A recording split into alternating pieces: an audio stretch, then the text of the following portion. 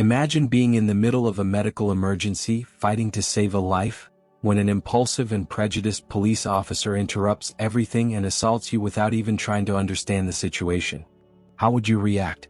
This is the story of Nate, a doctor who faces prejudice to do what is right. Like, subscribe, and comment. What would you do in his place? I never thought that night would be the one to change my life. To be honest, it was just another shift in the ambulance. One of those that starts with bitter coffee and the certainty that the hours ahead would be long. The clock showed just past 11, and the city seemed frozen, both by the January cold and the tension that always lingered in certain neighborhoods of Chicago. Beside me, Kayla was adjusting the equipment in the back seat of the ambulance. She was young, freshly graduated, full of energy, and with a spark in her eyes that I hadn't felt in a long time. Not that I didn't love my job, but reality was very different from what the textbooks taught. "Dr. Carter, how do you stay so calm?" she asked while organizing the first aid kit. I smirked slightly without taking my eyes off the road. "It's not calm, Kayla. It's habit. And a little bit of hope that everything will turn out okay, even when it doesn't seem like it will." She chuckled softly, but I knew she was still trying to understand what that meant. I was driving down the main avenue, swerving around parked cars, while we listened to the radio from dispatch broadcasting call after call. The night was busy. "Ambulance 37, we have a possible overdose at the corner of 9th and Oakwood. Male patient unconscious." The voice cut through the engine noise and I quickly confirmed over the radio. It was a familiar address in a tough part of town. "Hold on tight, Kayla. This one won't be easy." We sped through the snow-covered streets. My heart beat in rhythm with the engine, not out of fear, but from the adrenaline of knowing that time is the enemy in situations like this. We arrived at the scene in less than 5 minutes. The scene was typical. A man lying on the sidewalk, pale and cold, with a syringe fallen beside him. He didn't look older than 30. A few people watched from a distance, but no one got close. It was as if he didn't exist. "Start the procedures, Kayla. I'll handle the support." She nodded quickly and knelt beside the man, checking his vitals. I pulled the stretcher closer and started preparing the oxygen. The biting wind made my hands ache, but that was nothing new. The work went on always. "Very weak breathing, irregular pulse," Kayla reported. "Let's stabilize him. He needs Narcan." Kayla administered the medication while I adjusted the oxygen flow. The man twitched slightly, a sign that the drug was beginning to take effect.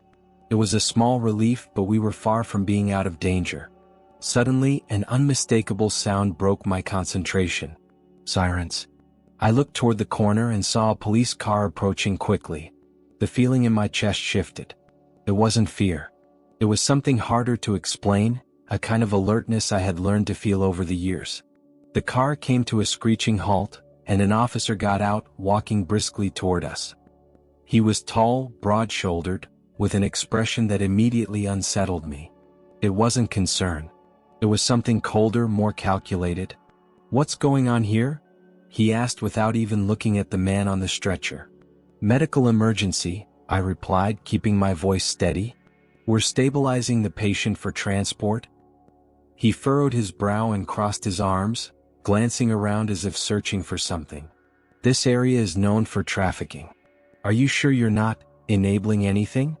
That hit me like a punch, but I controlled myself.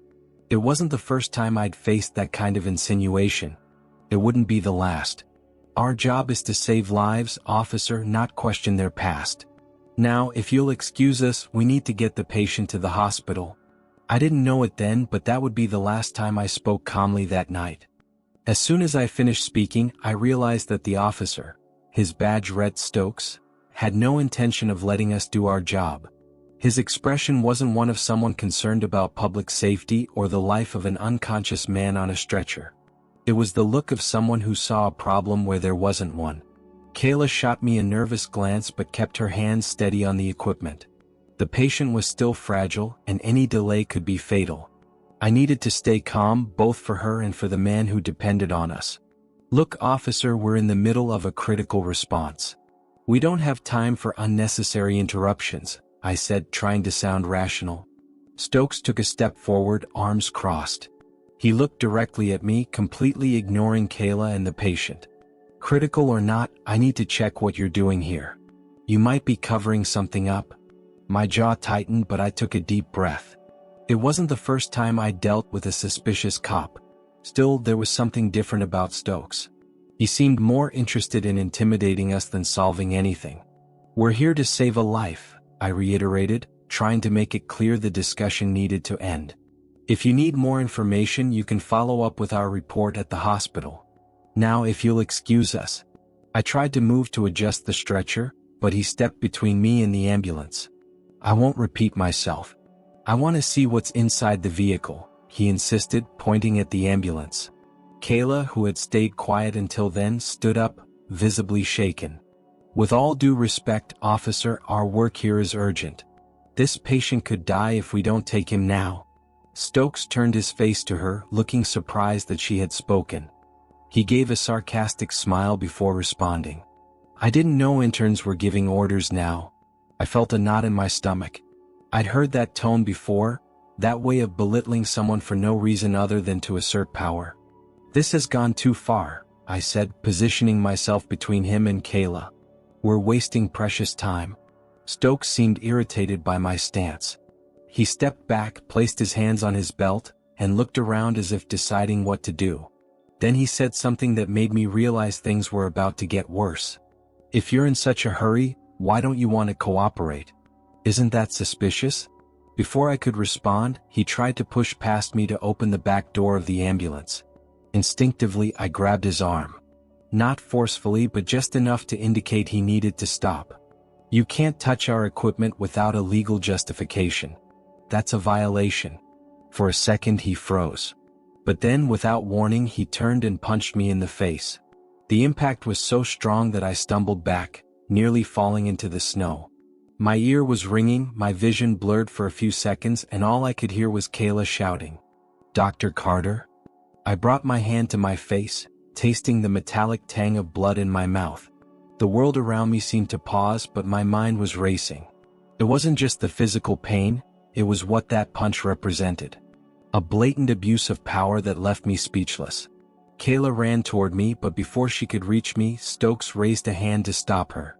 "Stay where you are," he ordered firmly. The anger I felt at that moment was unlike anything I'd ever experienced. I wanted to yell, fight back, do something to show him he couldn't act like this. But there was something stronger within me: responsibility. I couldn't let this interfere with the patient's care. "Kayla, stay with the patient," I managed to say, still catching my breath. She hesitated but obeyed, returning to the stretcher and checking the vitals. I stood up slowly, trying to regain my composure. "Officer Stokes, you've crossed every line," I said, keeping my voice steady despite the pain. "This isn't going to end here." He ignored me, focusing on the ambulance again. Just as he reached for the door, we heard another siren. Another patrol car arrived, and this time the officer who stepped out had a completely different demeanor. He walked toward us quickly, his expression one of concern. "What's going on here?" he asked, looking from me to Stokes. Kayla answered before I could. "He assaulted us while we were trying to save a life." The new officer, whose badge read Sergeant Willis, looked at my bloody face and the stretcher where the patient lay. He immediately understood something was wrong. "Stokes, what are you doing?" he asked with an authoritative tone that left no room for excuses. Stokes tried to justify himself. "Just checking a suspicious situation." "Suspicious? They're paramedics on duty?" Willis shot back, pointing at me. "Do you realize the mess you've just created?" Stokes opened his mouth to respond, but Willis raised his hand, cutting him off. He then turned to me, his expression serious. "Doctor, I'm sorry. We'll handle this right now. Please take the patient to the hospital." "I'll take care of this." I nodded, still tense. Kayla and I quickly loaded the patient into the ambulance, not exchanging another word with Stokes. My face still throbbed, but that wasn't what bothered me. It was the fact that, even doing my job, this had happened. As we sped toward the hospital, Kayla looked at me with concern. "Are you okay?" I took a deep breath before answering. "It doesn't matter what happened to me. What matters is that the patient is alive. But this isn't over." The emergency room was in its usual controlled chaos when we arrived. Nurses and doctors moved like a synchronized swarm as Kayla and I pushed the patient stretcher inside. The team quickly took over, connecting him to monitors and administering advanced care. As I filled out the transfer reports, I felt the familiar pressure of a pair of eyes watching my every move. I looked over my shoulder and saw Kayla, still shaken, biting her lip as she clutched the clipboard. "Kayla, I'm fine. Go get some water," I suggested. She hesitated, but after a firmer look, she nodded and walked away. I knew she was trying to process what had happened. To be honest, so was I. After finishing the paperwork, I stopped by the bathroom to wash my face. The mirror reflected a familiar image, a tired man with deep lines etched into his face and now a swollen cheek and a cut lip. I closed my eyes for a moment, trying to push aside the anger and exhaustion. But as I returned to the hallway, reality hit me again. Sergeant Willis was there waiting for me. He stood alone, arms crossed, with a serious expression that indicated the conversation would be a long one. "Dr. Carter," he began, his tone calmer than I had expected. "Can we talk?" I nodded and followed him to a quieter corner of the hospital. He pulled out a notepad, but before writing anything he looked up at me. "First of all, I want to apologize for what happened. Stokes acted completely out of line." I took a deep breath, crossing my arms. "With all due respect, Sergeant, apologies won't undo what he did. He put a life at risk for pure abuse of power." Willis nodded, seeming to understand the gravity of what I was saying. "I agree. And that's why I'm here. I need your statement to open a formal investigation." The thought of reliving the incident didn't appeal to me, but I knew it was necessary. So, I recounted the events in detail from the moment Stokes arrived to the punch he delivered. Willis took notes, occasionally shaking his head in disapproval. "That's more than enough to get started," he said as he finished writing. "And just so you know, Stokes has been called back to the station. He'll be suspended while we investigate." "I hope this doesn't just stay on paper," I replied, trying to hide the skepticism in my voice. Willis raised his hands in a conciliatory gesture. "I'll make sure the investigation is taken seriously. And, Doctor, if you need legal protection or anything else, you can count on me." I nodded, offering a brief thank you before watching him leave. But the conversation hadn't eased the weight on my chest. In fact, it only reinforced the reality that even in situations where justice seemed obvious, it was rarely immediate. Hours later, back home, I sat on the edge of the couch with an ice pack on my face. The soft glow of the lamp barely illuminated the room, but I didn't need more light. The darkness matched my mood. My mind was a whirlwind, replaying every detail of what had happened. I thought about the patient, the risk he faced, the impact this could have on the team, and my own reputation. My phone vibrated on the coffee table, pulling me back to reality. It was a message from Kayla. *, I hope you're resting. Thank you for protecting me today. You're a great mentor. *, I smiled despite everything. That acknowledgement was a spark of relief amidst the chaos. I quickly replied, telling her to rest too, and turned off the phone. At that moment, I decided I wouldn't stay silent. Stokes couldn't go unpunished. It wasn't just for me, it was for Kayla, the patient, and all the professionals who faced abuse while doing their jobs. But before any action, I needed support. I called my friend James, a lawyer and someone I trusted completely.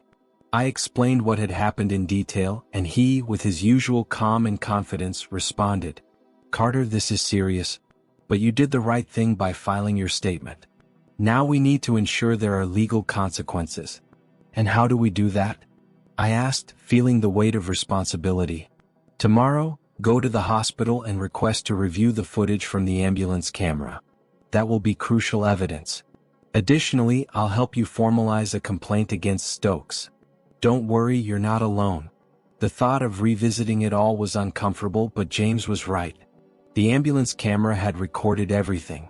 That could be the definitive proof to ensure the truth came to light. "Thank you, James." "Really?" He smiled on the other end of the line, his voice steady. "Just doing my job. And you did yours as always." After hanging up, I sat for a while, staring into the darkness beyond the window. What filled me now wasn't anger or helplessness. It was determination. The battle wasn't over. In fact, it had just begun. I woke up early the next morning, though my body begged for a few more hours of rest. The cut on my lip throbbed and my face was still tender, but my mind was clear. Today was the day to take action. After a quick coffee, I headed straight to the hospital. I needed access to the ambulance camera footage as soon as possible. When I arrived at the security office, the supervisor, a thoughtful man named Michael, was already waiting for me. "Dr. Carter, I heard about what happened yesterday. How are you?" he asked with genuine concern. "I'm fine, Michael, thank you. But I need your help. The ambulance camera captured everything. It could be critical to the investigation." He nodded without hesitation. "Of course. I've already pulled the files. It's all here." Michael led me to a small room with a monitor. He typed in a few commands and soon the footage appeared. My heart sank as I relived the moment. There was Stokes standing in the snow with his imposing posture. Every word he said, every gesture, every moment of aggression was captured with unsettling clarity. When the punch landed, I instinctively touched my face. Seeing it from the outside was even harder than living it. Kayla appeared in the background, visibly shaken but determined to continue caring for the patient. "Do you want a copy of this?" Michael asked, breaking the silence. "Yes, please. I need to give it to my lawyer and the sergeant in charge of the investigation." As he transferred the files to a flash drive, my mind was already racing, thinking about how to use this to ensure justice. It wasn't just about me. It was about the abuse so many faced, often without consequences. Later, at James' office, I handed him the flash drive. He plugged it into his computer, watching the footage in silence. When the video ended, he leaned back in his chair, crossing his arms. "This is more than enough to prosecute him, Carter. This footage is irrefutable evidence." I nodded, but my focus was beyond the legal process. I want to make sure he can never do this to anyone else again. It's not just about the assault. He delayed the care of a critical patient and put a life at risk. That needs to be highlighted. James made a note in his notebook, agreeing. "We'll include that in the formal complaint." "But, Carter, are you prepared for the repercussions? Cases like this can attract public attention, and not always in a positive way." I took a deep breath. It wasn't something I wanted, but I knew it was necessary. "If that attention helps expose the issue, I'm ready." James smiled, satisfied with my answer. "Good. We'll file this today." Back at the hospital, I found Kayla in the break room. She was reviewing charts, but when she saw me, she immediately set the papers aside. "How did it go?" she asked, the concern still evident in her voice. I sat down next to her, feeling the weight of exhaustion on my shoulders. "We have everything we need. The camera recorded the entire incident. My lawyer will take care of the rest." She looked relieved, but there was still something in her expression that suggested she wasn't entirely at ease. "Dr. Carter, do you think this will change anything? I've seen things like this before and often nothing happens." Her tone was that of someone speaking from experience. I realized Kayla also carried the weight of similar situations, perhaps not as extreme, but enough to leave her skeptical. "It will change Kayla. If not completely, then at least in this specific case. And every step we take makes a difference." She nodded slowly as if trying to believe my words. Before the conversation could continue, my pager beeped. Another emergency. I stood up quickly, but before leaving, I placed a hand on her shoulder. "You did the right thing yesterday. Never let anyone intimidate you for doing your job." Her smile was small but sincere. "Thank you." At the end of the day, I received an unexpected call. It was Sergeant Willis. His voice was tense. "Dr. Carter, I thought you should know the situation is escalating. Stokes has presented his own version of events. He claims you assaulted him first." I laughed in disbelief. "Is he serious?" "Unfortunately, yes. And despite the evidence, some people are already questioning your version. But don't worry, we're using the camera footage as the primary evidence." I hung up the phone with a mix of anger and exhaustion. Even with clear evidence, the battle would still be a long one. That night, as I prepared for bed, I received another message from James. Formal complaint filed. Prepare for depositions in the coming days. We're going to win this. Astros. His words gave me strength. This wasn't just about justice for me. It was about something bigger, a system that needed to change. And I would be part of that change no matter the cost. The following days were intense. Between my hospital shifts and meetings with James, my life became a race against exhaustion and tension. Every step in the process seemed more challenging, but I knew I couldn't stop.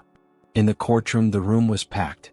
Colleagues from the hospital, police officers, and some members of the community were present. It was clear the case had drawn attention. Sitting next to James, I watched as the judge called the hearing to order. Stokes was on the other side of the room with his lawyer, wearing an arrogantly confident expression. That look reminded me of everything that had happened, but I stayed strong. I wasn't there to give in to anger but to ensure the truth was heard. James was impeccable in his presentation. He began by showing the ambulance camera footage, which clearly displayed Stokes' abuse of power. The room fell silent as the video showed the exact moment he punched me. This was not just an act of physical aggression, James said, his firm voice echoing through the room. It was a clear example of how abuse of authority can put lives at risk. Stokes' lawyer tried to argue that he was doing his duty, but the footage and testimonies made it clear his actions were unjustifiable. Kayla was also called to testify. She spoke calmly, but her voice carried the weight of what had happened. We were trying to save a life. There was no time for debates or unnecessary confrontations. Stokes stopped us from doing our job, she said, looking directly at the judge. When it was my turn to testify, I took a deep breath before stepping up to the stand. I looked around the room at Kayla, at James, and finally at the judge. My job is to save lives, no matter who the patient is or where they are. That day, my priority was to get to the hospital as quickly as possible. What happened was more than a physical attack. It was an attempt to undermine our responsibility as first responders. As the hours went by, Stokes' defense grew increasingly fragile. In the end, the judge delivered his verdict firmly. After reviewing the evidence and hearing the testimonies, it is clear the defendant acted improperly and put lives at risk. This court orders that Officer Stokes be suspended from his duties and face the legal consequences of his actions. When the gavel struck, I felt a weight lift from my shoulders. It wasn't a complete victory, he didn't lose his badge, but the suspension and public exposure were an important step. More than that, it was a warning that abuse of power would not be ignored. After the hearing, Kayla found me in the hallway. She had a shy smile, but her eyes shone with relief. "You did it, Dr. Carter." "We did it, Kayla," I corrected, giving her a smile. A few weeks later, life began returning to normal, but something inside me had changed. I realized the incident had profoundly transformed me, not just as a professional but as a person. At the hospital, the team seemed more united. Many came up to me, sharing their own experiences and thanking me for speaking up. I realized the case wasn't just mine. It represented a collective fight for respect and dignity. One afternoon, while I was reviewing charts, Kayla walked into the break room with an excited expression. "Dr. Carter, did you see this?" she said, showing me her phone. It was news about new guidelines implemented by the local police department to train officers in handling medical emergencies. The incident had led to real changes. I smiled, feeling a mix of pride and relief. "This is just the beginning, Kayla?" She nodded, still smiling. "Maybe, but it's an important beginning." That night as I walked home, I looked up at the sky. The stars seemed brighter and the city felt more alive. I knew the fight for justice would never completely end, but in that moment I felt I had done my part. And that was enough.